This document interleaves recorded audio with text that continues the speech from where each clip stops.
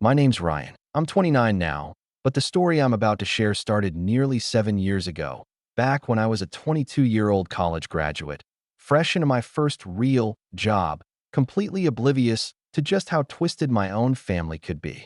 I grew up in a small suburban town, the kind where everyone knew everyone and reputation stuck like gum on the bottom of your shoe. My brother, Drew, 2 years older, was the golden child, varsity athlete, class president, the one my mom proudly introduced as my perfect son. I was the quiet one, the smart one, if we're being generous. But in our household, brains never won over charm. My parents, or more specifically, my mom, always favored Drew. If I got an A, Drew C+ was still celebrated because he's under so much pressure with sports. If I got a job offer, she'd ask if it paid more than Drew's. Spoiler, it didn't, and even if it did, she'd just change the subject. My dad, he was a neutral ghost in the background, rarely standing up to mom and never getting involved in her family decisions. And those decisions usually meant Drew got what he wanted when he wanted it. I met Emily at a coffee shop downtown. She was smart, kind, and had this way of listening that made you feel like the only person in the room. We started dating during my senior year of college, and even as I graduated and moved into the whirlwind of corporate life, we stuck together. We weren't flashy, no Instagram couple nonsense, but we were solid. At least, I thought we were. My family never fully warmed up to her.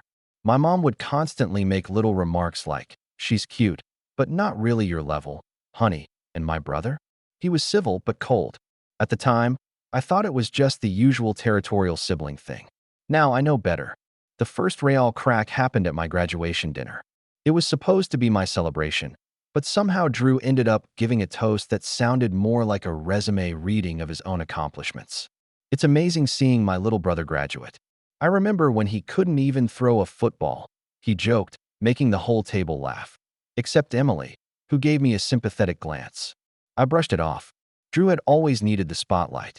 I was used to dimming my own so he could shine. Looking back, that dinner was a warning shot. A few months later, Emily and I moved in together. It was a modest apartment in the city, nothing special, but we made it ours. I'd started ring shopping, quietly, slowly. I wanted it to be perfect.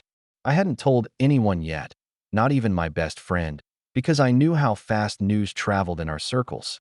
But one night, as we were packing up to visit my parents for the weekend, Emily said something strange. "Do you think your mom actually likes me?" she asked, folding a sweater. I laughed half-heartedly. "She's just blunt. She takes time to warm up." Emily didn't laugh. She just looked down at the sweater. "It's not just her. Drew gives me this weird vibe. Like, he stares sometimes when you're not looking. Or he'll ask me strange questions. Last week he texted me asking what kind of wine I liked. Randomly. My stomach twisted. He what?" She shrugged. "It was probably nothing." But it wasn't nothing. That was the moment something inside me started watching. I became a little more alert when we were around family. I started noticing Drew's long glances. How his tone changed when he spoke to her. Too smooth, too familiar. And my mom? She'd keep inviting Drew to events we were both supposed to attend, movie nights, dinners, and then accidentally forget to tell me until the last minute, claiming she assumed I was busy with work. Then came the birthday party. Emily turned 24 in July, and I threw her a small celebration at our place. Just a few friends, cake, wine, some music. I wasn't planning to invite my family, but Emily thought it'd be a nice gesture. So I caved. My mom and Drew showed up late, unannounced, and brought a bottle of champagne that probably cost more than my rent. My mom hugged Emily tightly, too tightly, and whispered something I couldn't hear. Drew walked in like he owned the place, complimented her outfit, then joked, "You sure you're not out of his league?" Everyone laughed. I didn't. After that night, Emily seemed off. Distant. She smiled less, touched me less. I chalked it up to stress. She was applying to grad school, after all, but a quiet voice in the back of my mind whispered, "Something's wrong." Then came the proposal, or what was supposed to be. I'd planned a weekend trip. Mountains, cabin, quiet. I had the ring. I had the words. But the night before we were supposed to leave, Emily sat me down and said, "I don't think I can do this." At first, I thought she meant the trip. Then she said, "Us." I blinked. "What are you talking about?" Her voice trembled. "I know about the other girl, Ryan." My heart dropped. "What other girl?" She looked like she was trying to be brave, but her hands were shaking. Don't lie. Drew told me. He showed me the texts. He said you've been cheating for months. I couldn't breathe. Emily, I haven't. I swear on everything. I haven't. But she wouldn't look at me. He said he caught you. He said you begged him not to tell me. The world tilted. I wanted to scream, but all that came out was a whisper. You believe him over me? There was silence. And in that silence, everything between us shattered. Emily moved out a week later. My mom called once, not to ask how I was, but to say, "You'll be okay, sweetie. She was never meant for you anyway." I didn't respond. Then came the final blow. 3 months after the breakup, I got a text from an old college friend. "Hey man, you seeing this?" Attached was a photo from a Facebook engagement announcement. Drew and Emily, smiling, her hand on his chest, flashing my ring. I stared at it for a long time. I thought I'd cry. Instead, I laughed. A small, hollow sound that echoed in my empty apartment. I packed a bag that night. I didn't tell anyone. I turned off my phone. And I disappeared. No texts. No emails. No explanations. Let them fill in the blanks. I just walked away from all of it. That was the end of who I used to be. And the start of something else entirely. I vanished. Not in the dramatic, burn everything down kind of way. Just quietly, deliberately. I quit my job, broke the lease, deleted every social media account I had, and bought a used sedan with what little savings I had left. I drove west, toward states I'd never seen, mountains I'd only read about, and towns where no one had ever heard the name Ryan Bennett. For the first time in my life, I didn't have to live in Drew's shadow or shrink under my mother's disapproval. It was terrifying, and it was freedom. For 2 years, I worked odd jobs and moved often. Sometimes I was a bartender, other times a barista, once even a bellhop at a ski lodge in Colorado. I learned to love silence. I read a lot. I kept a notebook, filled it with ideas. One of them, a startup concept I dreamed about in college but never had the guts to pursue, slowly began to take shape. I won't bore you with the grind, but let's just say that isolation sharpens you. And bitterness? Bitterness, when channeled right, is fuel. I taught myself code, saved obsessively, partnered with someone I met online who shared the vision, and after about 3 years, the business finally took off. It started small, then grew fast, like wildfire in a dry forest. Investors came. Partnerships followed. By 28, I wasn't just doing well, I was quietly wealthy. Quiet enough that no one back home knew a thing. But they were about to. The first time I heard from my family again was during a late summer afternoon. I was sitting in my home office, staring out over a quiet lake I now lived beside, when my phone, a new number unconnected to my past, buzzed with a random email notification. Subject line, "Family reunion. We miss you, Ryan." I stared at the name. Mom. The email was oddly cheerful, as if the past 5 years hadn't happened, as if they hadn't betrayed me, ridiculed me, thrown me aside like I was nothing. She wrote about how everyone was so excited to finally be together again, how Drew and Emily would be there with their little one. Apparently, I had a nephew, and how it wouldn't be the same without you. That was the first I'd heard of the child. I didn't respond, but that email opened a door, and soon enough, I found myself being passively watched. My old LinkedIn profile, which I'd locked and buried, had a sudden spike in views. My business, now a major player in its niche, was being followed by accounts with my family's last name. One evening, I even saw Drew's name appear briefly as a viewer on a podcast I'd done under a pseudonym. It clicked. Someone had figured it out. A few weeks later, another email arrived, this time from my father. The tone was different. Stiffer. More cautious. "Hey, son. I know it's been a while. Your mom told me about the reunion. She misses you. Drew. Well, he regrets how things went down. I know you probably don't want to hear from us, but maybe it's time to let go of the past. It'd mean a lot to your mother." I didn't reply. I wasn't ready. But the emails didn't stop. They came from my cousin, my aunt, even Emily, whose message simply said, "I hope you're okay. I think about you sometimes." I deleted it without opening the rest. Then, something happened that shifted everything. One of my business partners forwarded me an email from an interested investor looking to arrange a meeting. They'd used my real name, the one I never advertised publicly. The message was vague, filled with flattery, but something about it felt off. I dug a little deeper, had someone on my team trace the source. It was Drew. He'd used a fake name, a burner address. Tried to pose as an investor to get in touch with me. I saw red. He wanted something, and I knew exactly what it was. A few days later, I called my old college roommate, James, one of the few people I'd kept in loose contact with. He still lived near my hometown and, more importantly, had ties to people my brother still interacted with. "Hey," I said. "Weird question.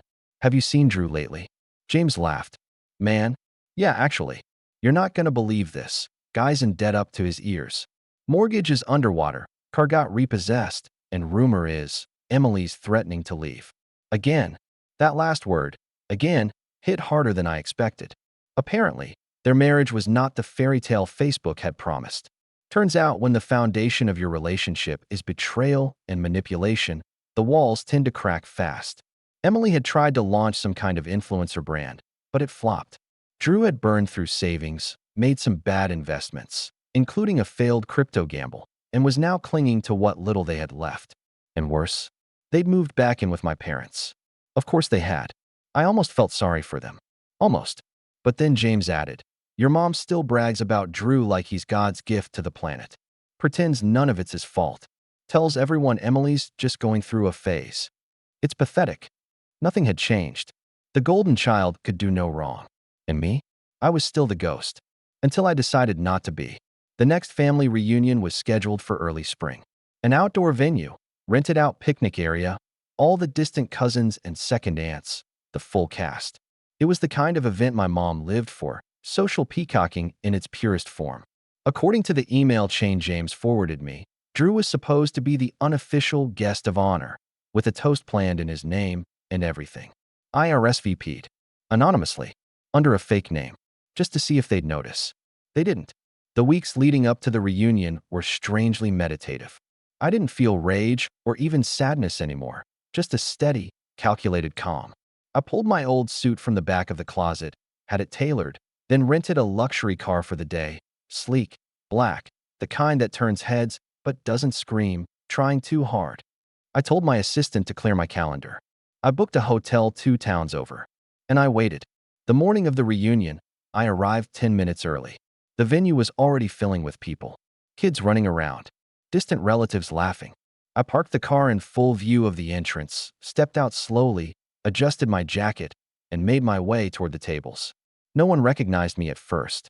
Not until I walked straight past the welcome booth and casually picked up a drink from the refreshment table. Then I heard it, a sharp intake of breath. "Ryan." I turned.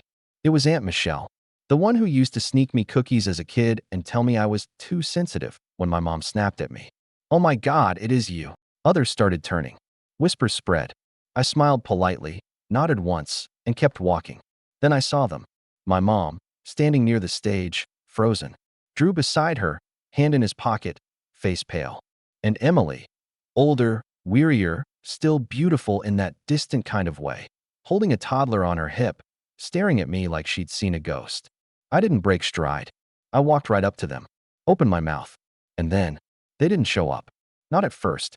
A rustle of conversation passed through the crowd. My mom's phone buzzed. She read a message, then her expression soured. "Their car broke down," she muttered. 2 blocks away. Of course it did. I glanced at the black luxury car parked near the gate, sunlight gleaming off the polished hood. Every eye was on me now, and for the first time in years, I didn't shrink. I smiled and waited. The silence that followed was almost theatrical. I stood there, drink in hand, the weight of every whisper and stare pressing against my back like a slow-building wave. But I didn't move. I didn't flinch. If anything, I let them look, let them wonder. My mother, of course, was the first to try and recover. She moved toward me with that signature tight-lipped smile she always wore when trying to appear gracious, the one that never reached her eyes. "Ryan," she said, her tone overly bright, like I was some distant cousin who'd RSVP'd last minute. "We're so glad you could come." I sipped my drink, paused, then answered, "Are you?" Her expression faltered for half a second, and then she leaned in for a hug that I didn't return. She smelled like expensive hairspray and old perfume. The same scent she wore at every school function she'd only half listened through. Before she could say more, a car horn beeped twice in the distance. Heads turned toward the street bordering the park entrance. A beat-up silver minivan, unmistakably theirs, rolled into view, sputtering as it lurched to a stop at the curb. The driver's door swung open, and Drew stepped out, looking both flustered and furious, like he couldn't decide who to blame for being late. Then Emily stepped out behind him, lifting their toddler with one arm and slamming the passenger door with the other. Drew spotted me almost instantly. His jaw clenched, and his pace slowed. For a moment, I thought he might turn around and leave. But no, he squared his shoulders and started walking toward the gathering with that same smug confidence he'd carried since we were kids. The confidence of someone who always had backup. Someone who thought he'd never lose. And to be fair, he hadn't. Not really. Until now. As he approached, I noticed something subtle but telling. Emily wasn't walking beside him. She lagged behind, hanging back with the kid. And she was staring at me the entire time. Not at my clothes. Not at the car. At me. Drew extended a hand. Didn't think you'd show. I looked at it, then back at him. Neither did you, apparently. He forced a laugh. Car trouble. You know how it is. Not really. I replied, letting the smile curl slowly. Mine runs fine. The silence between us stretched just long enough to be uncomfortable. Then he dropped his hand and gave a stiff nod. Look, I know there's history, but maybe today we let that go, yeah? Just family stuff. No drama. That word. Family. It hit different when it came from him. Before I could respond, my mom stepped between us like a diplomat rushing to prevent war. Let's not turn this into a scene. We're here to celebrate. All of us. And Ryan, honey, you being here means so much. Really. I studied her. The same woman who, years ago, told me Emily was never meant for you anyway, with a straight face. Who'd smiled through the cracks in my life like they were decorative. But I wasn't here for apologies. Not yet. The event went on in awkward waves. I floated through the afternoon like a ghost in a place I no longer belonged to. People greeted me with a mix of confusion and politeness. Cousins I hadn't seen in years gave me half-hearted hugs, clearly unsure how to approach the missing Bennett brother. But I smiled, small and polite, never offering more than was necessary. And then came the speech. My mom tapped a fork to her wine glass and stood up near the front of the picnic area, her tone syrupy with performative cheer. I just want to thank everyone for coming today. It means the world to see our whole family, finally, back together. And especially, she paused for effect, my sons. Drew, of course, who's had such a challenging year but continues to inspire us with his strength, and Ryan, who surprised us all by showing up after, well, a little time away. I felt every eye swing toward me like searchlights. She kept going. Families go through things. Hard things. But we're strong. We forgive. And we move forward. That's what today is all about. Forgive? That word almost made me laugh. But I didn't interrupt. I just watched. Drew was next. He didn't even wait for a cue. He just stood, raised his glass, and launched into one of his rehearsed little monologues, the kind that always earned applause from our relatives. I just want to say how thankful I am, he said, making deliberate eye contact with each table, like some local politician. We've been through a lot, but what matters is that we're here, together.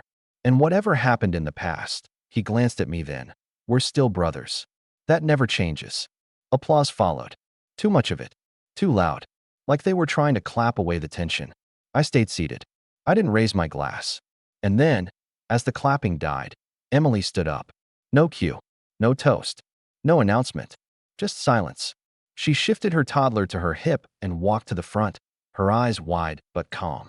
I wasn't going to say anything, she began, her voice clear and steady. But since we're all being honest today, Drew's head snapped toward her. Emily. She held up a hand. No. You've had your turn. My mother's face paled. I've kept quiet for years, Emily said. Out of guilt. Out of fear. Out of shame, honestly. But seeing Ryan here, I can't pretend anymore. The entire park went still. No birds. No rustling leaves. Just stillness. She turned to the crowd, her voice growing stronger. What Drew did, what they did, was wrong. You all know what happened. Or what you thought happened. You all believed Ryan cheated. Lied. Abandoned me. But none of that was true. Her hand trembled slightly as she adjusted the baby. Drew lied. He showed me fake texts. Fake screenshots.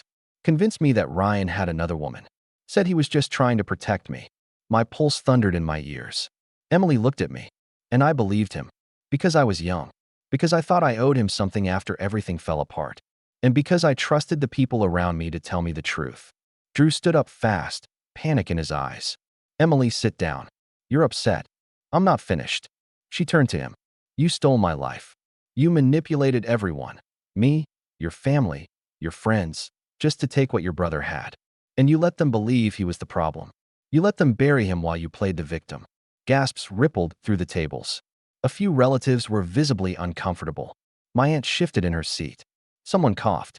Emily looked back at me again. I'm sorry. I don't expect forgiveness. But I needed you to know that I see it now. I see you. I should have seen it before. My hands clenched around my glass, but I didn't say a word. My mother stood up, trying to salvage control. All right, that's enough. This isn't the time. Emily rounded on her. You encouraged him. You smiled through it. You told me, after Ryan left, that it was for the best. That he wasn't stable. That Drew would take care of me. Her voice cracked slightly. You sold me on a lie. The baby began to fuss. Emily held him tighter. Drew's face was burning red. You don't know what you're talking about. You were miserable with him. I saved you from making a mistake. You were the mistake, Emily snapped. Then she turned to me, and the weight in her gaze nearly knocked the breath from my chest. I never stopped wondering why you disappeared. Now I know it was the only thing you could do. She stepped down from the stage, her heels clicking softly against the wood. And then she walked straight past Drew, past my mother, who looked like she might collapse, and disappeared into the crowd. No applause followed. No one moved. Drew stood frozen. My mother sat, lips pursed into a pale, trembling line. And me? I stood, calmly, slowly, and without a word, I walked toward the microphone. The microphone was still warm from Emily's hand when I stepped up to it. For a moment, I didn't say anything. I just looked out over the crowd, the same crowd that had once laughed at Drew's jokes about me, nodded along when my mom said I was overly sensitive, the same group that sent me off with silence when I vanished. Now they stared at me, mouths slightly open, unsure whether to brace for an explosion or an apology. I gave them neither. I simply said, I'm not here to clear my name. That would assume I still cared what any of you thought. There was a faint rustle of discomfort. My mom shifted in her seat. Drew took a single step forward and froze when I glanced his way. I just wanted to see, I continued, to see if anything had changed. I scanned the tables.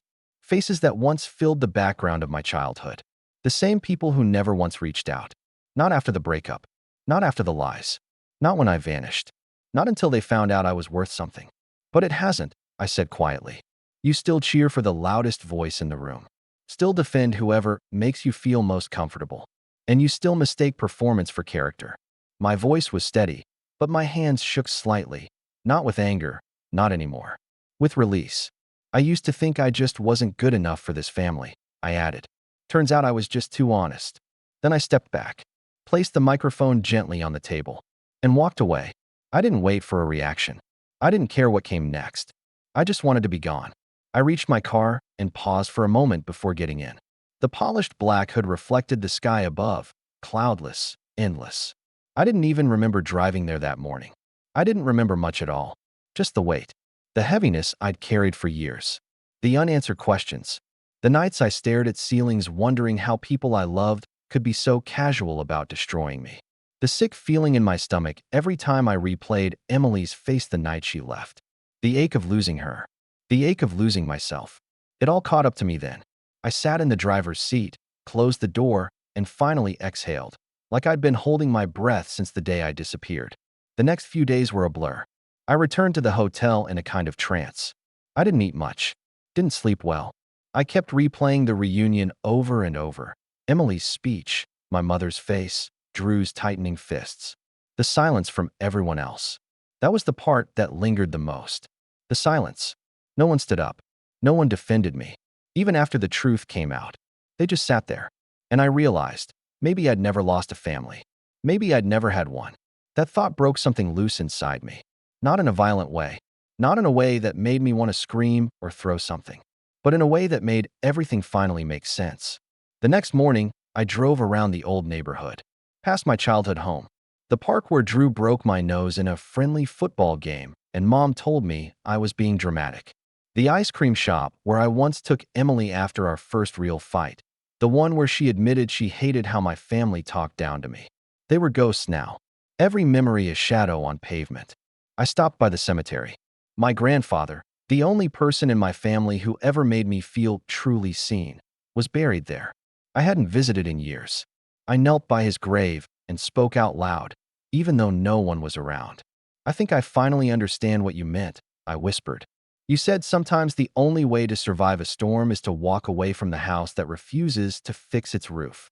He used to speak in metaphors. At the time, I thought he was just being poetic. Now I saw it for what it was, a warning. I didn't cry. I just felt empty. The next day, I returned home. My real home. The one I built.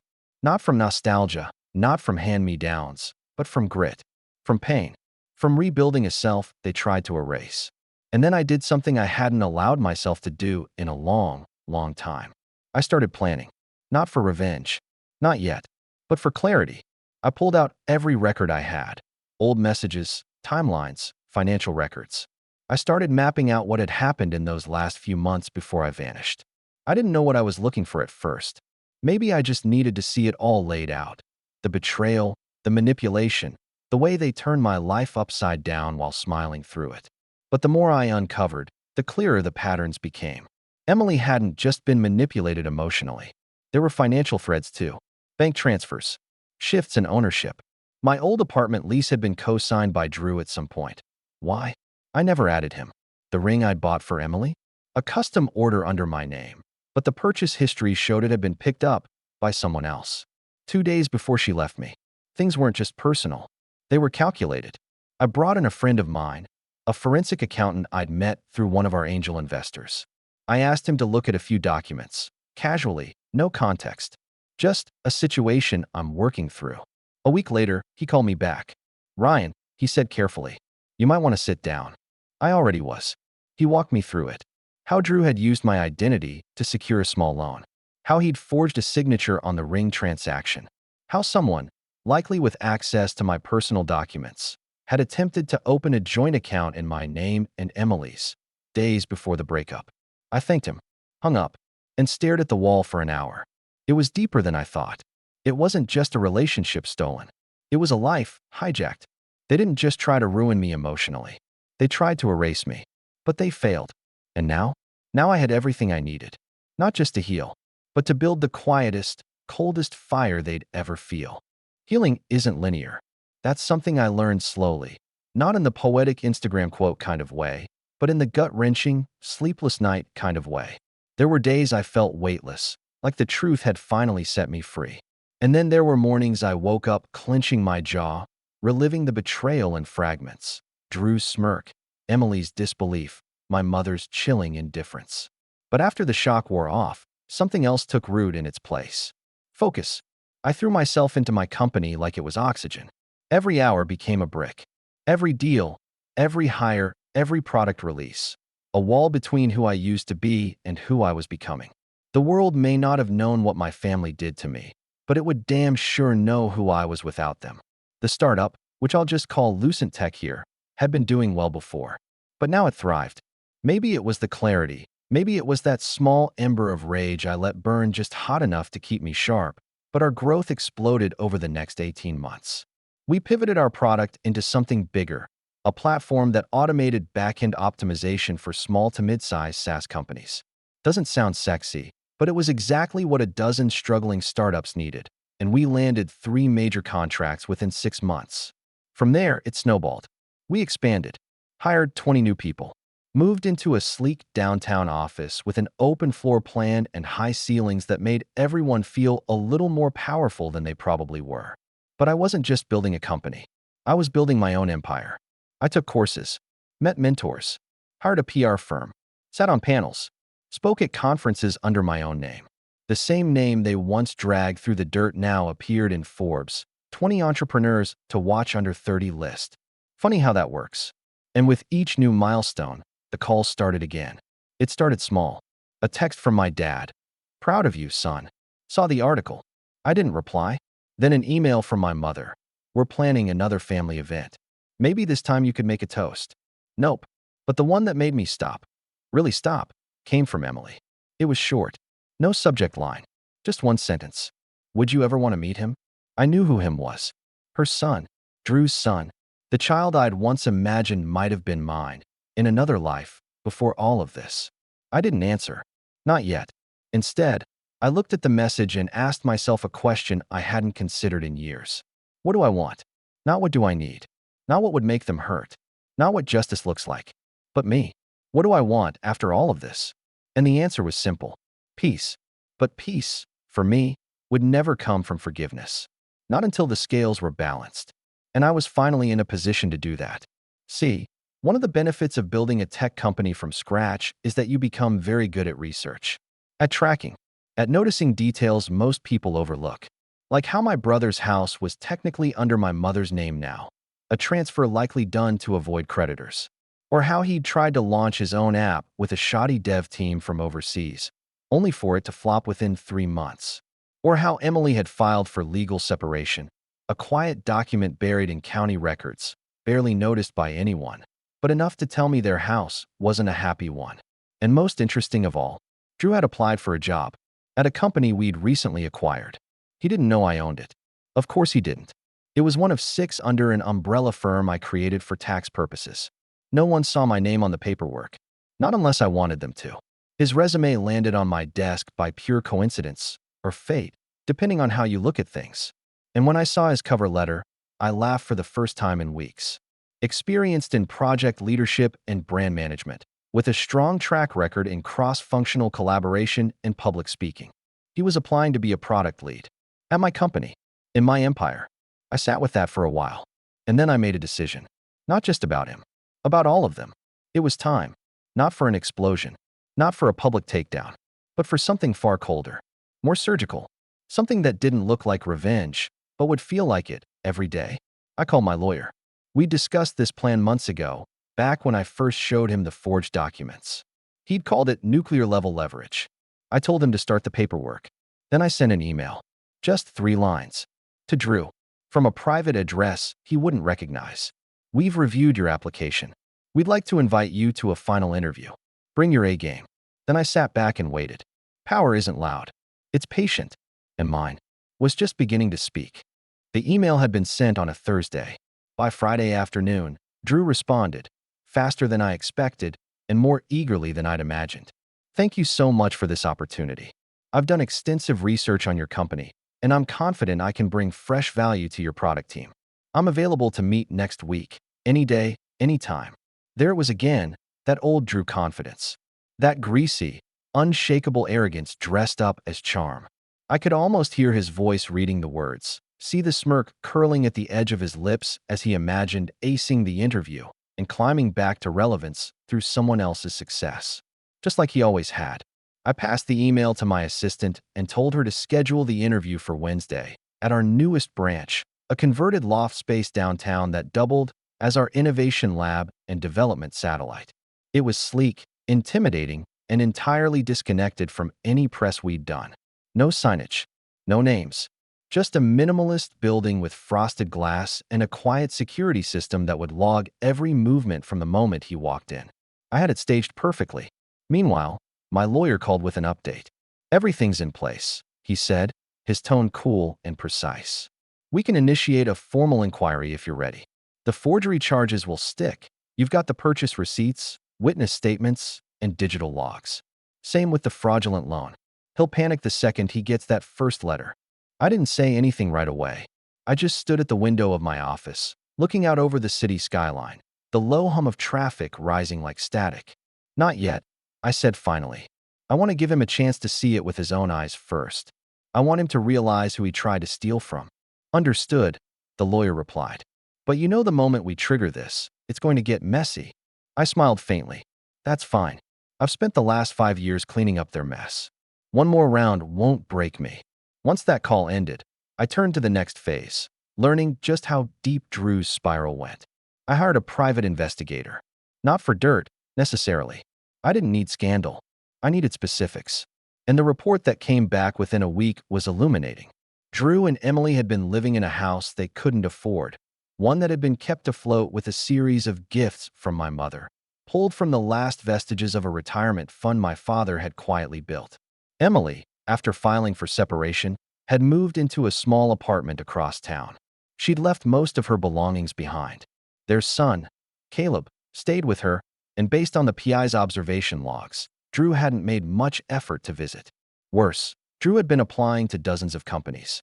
Every rejection seemed to hit harder than the last. He'd cashed out a small 401k to pay off a credit card. He was selling things online, a TV, a mountain bike, even his old college Letterman jacket. He was desperate, and desperate men made mistakes. I called in a favor from someone in our recruitment team. I didn't need Drew to pass any initial screenings, but I did want the interview panel to treat him like a serious candidate. I wanted the illusion to last. Be neutral, I told them. Ask him tough questions. Make him sweat a little. But don't let on who's behind this. Not yet. When Wednesday arrived, I dressed with care, not in a flashy way, but with unmistakable polish. Dark blazer, open collar, watch worth more than Drew's monthly rent, tucked neatly under the cuff. I arrived early and waited in the observation room behind a two-way glass wall, sipping black coffee as I watched him walk in. He looked different, older, not in a mature way, in a hollowed-out way. His eyes had lost their gleam.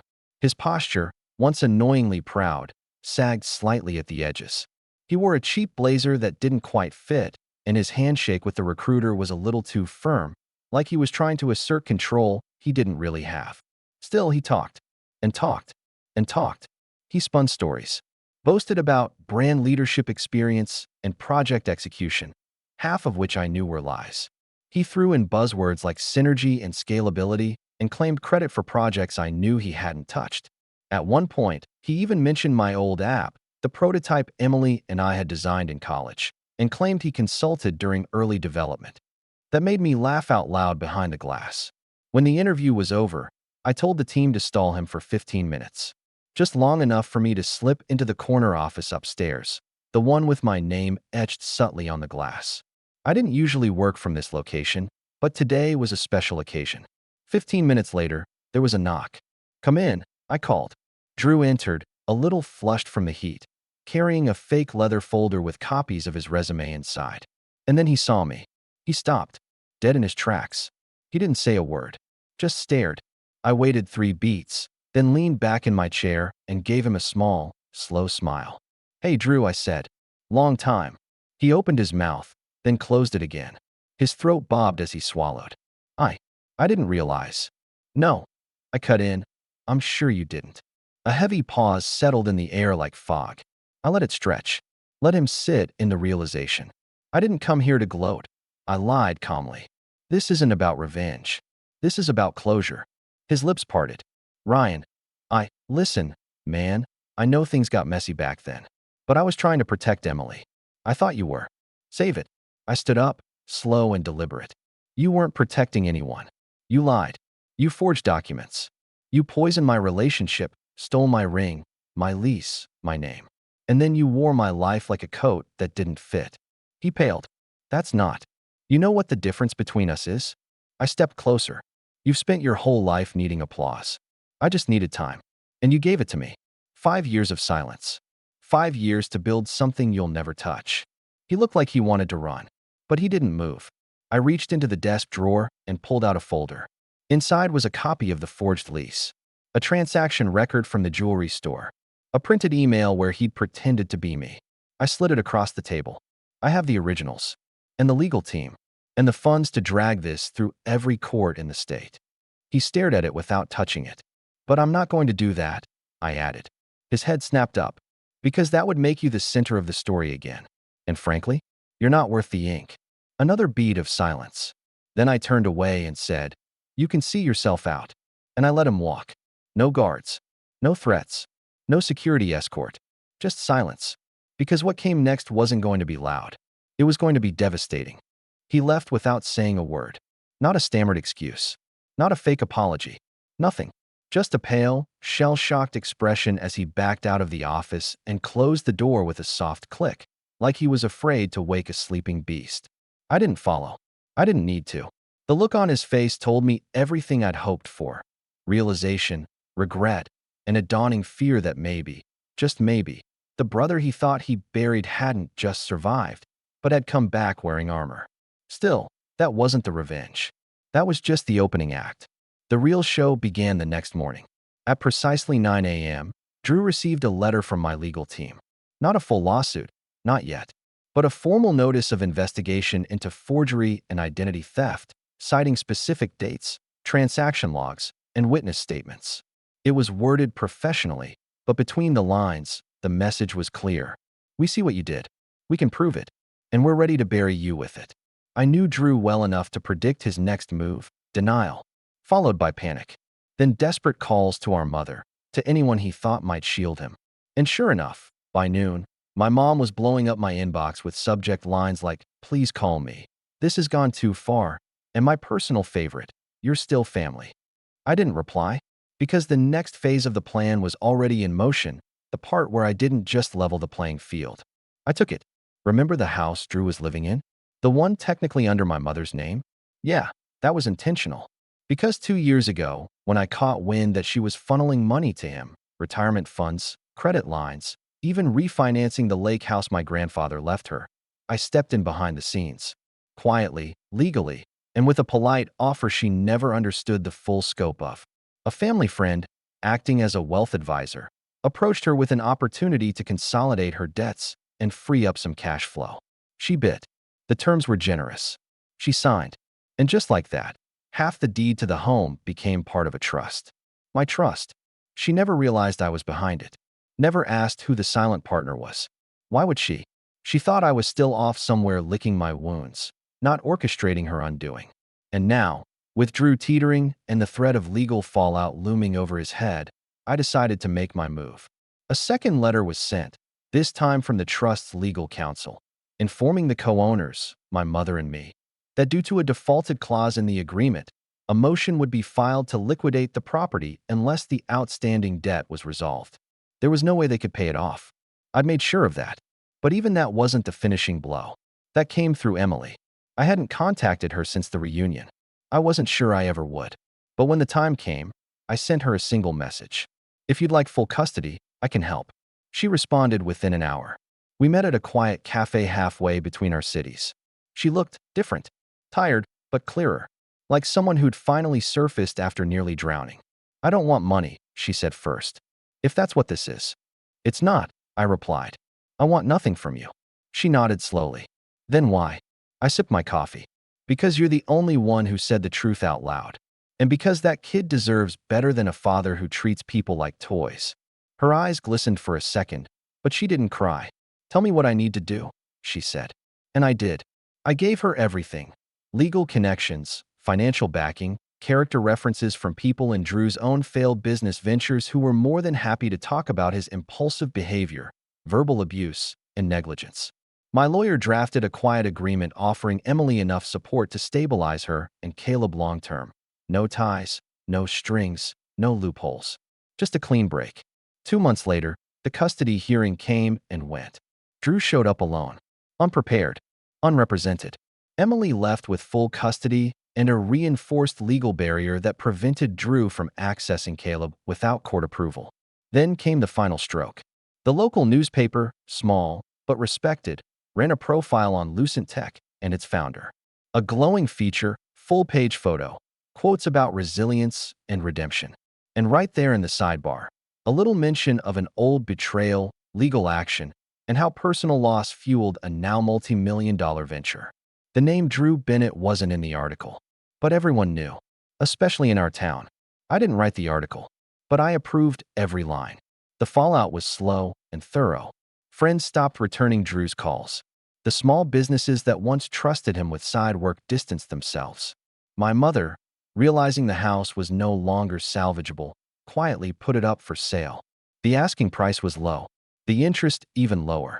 Her reputation, once polished and proud, now came with a bitter aftertaste. And me? I stayed quiet. Because revenge, real revenge, isn't loud. It's not a dramatic speech or a final showdown. It's watching someone realize, in the stillness of their own ruin, that the person they discarded is the one holding every string. It's letting them hear the echo of your silence in every locked door, every severed tie, every opportunity that slips through their fingers. It's being the ghost they thought was gone, until the day they realize you've been watching the whole time. And I wasn't finished yet. The house sold for half of what it was worth.